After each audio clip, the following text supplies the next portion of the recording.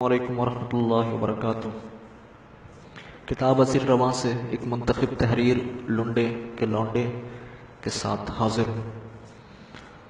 رب تعالیٰ نے اس مادی دنیا میں طرح طرح کی مخلوق پیدا فرمائی ہے، جس تخلیق پر نظر جائے ٹھہر جائے، بلکہ ٹھہر کیا جائے جم جائے، جبکہ زیادہ تر نظر وہاں جمتی ہے جو تخلیق تو خدا بند کریم کی ہوتی ہے، مگر اس میں مخلوق کی تخلیق سرایت کر کے اس مکمل سہنی اور بے مثل تخلیق کے شاہکار کو نمونہ بنا دیتی ہے۔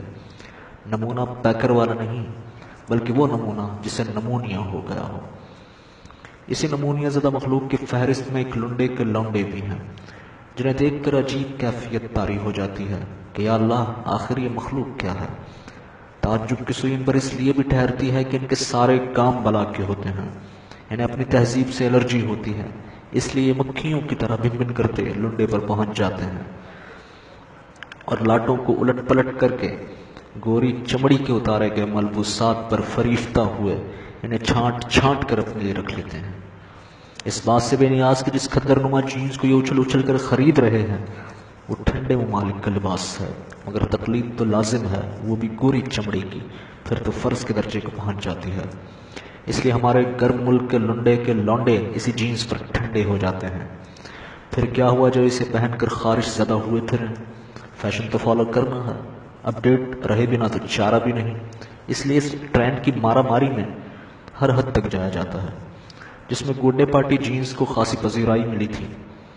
اسی فیشن سے لیس ہمارا ایک ہم جماعت ہوا کرتا تھا، جسے دیکھ کر مجھے بڑا ترس آتا تھا کہ بیچارہ کتنا مفلوق الحال ہے کہ جسے پھٹی پینٹ پہننا پڑ رہی ہے۔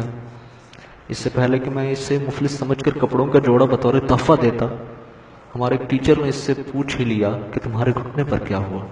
اس نے جواب دیا، سر کچھ نہیں۔ پھر پوچھا کہ پھر یہ کیا ہے؟ تو کہنے لگا، اٹس فیشن سر، مارکیٹ میں یہ پینٹ چھائی ہوئی ہے، اور بات اس کی بالکل درست بھی تھی۔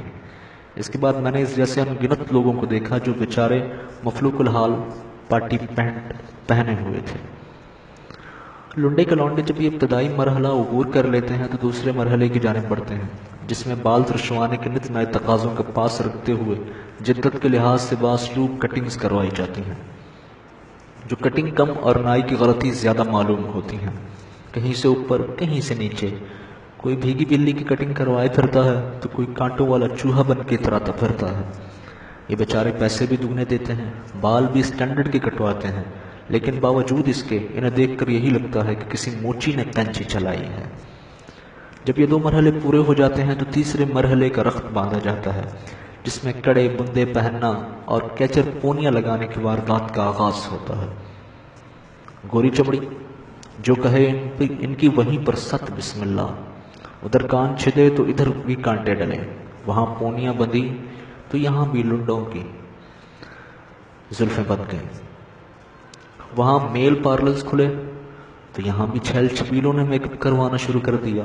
کان، ناک، لب، ابرو چھدوانے تک تو ان لنڈے کے لونڈوں نے گوروں کا پورا تعاقب کیا، لیکن انہوں نے ترقی کر لی اور اپنا انگ انگ چھدوا کے رکھ دیا، حتیٰ کہ وہ اعضاء بھی جو سطر میں آتے تھے۔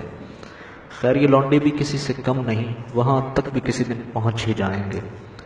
یہ سب کر لینے کے بعد لنڈے کے لونڈوں کی مکمل تشکیل ہو جاتی ہے، اس کے بعد ان کے گول کا آغاز ہوتا ہے اور ان کا طرز عمل کچھ یوں ہوتا ہے۔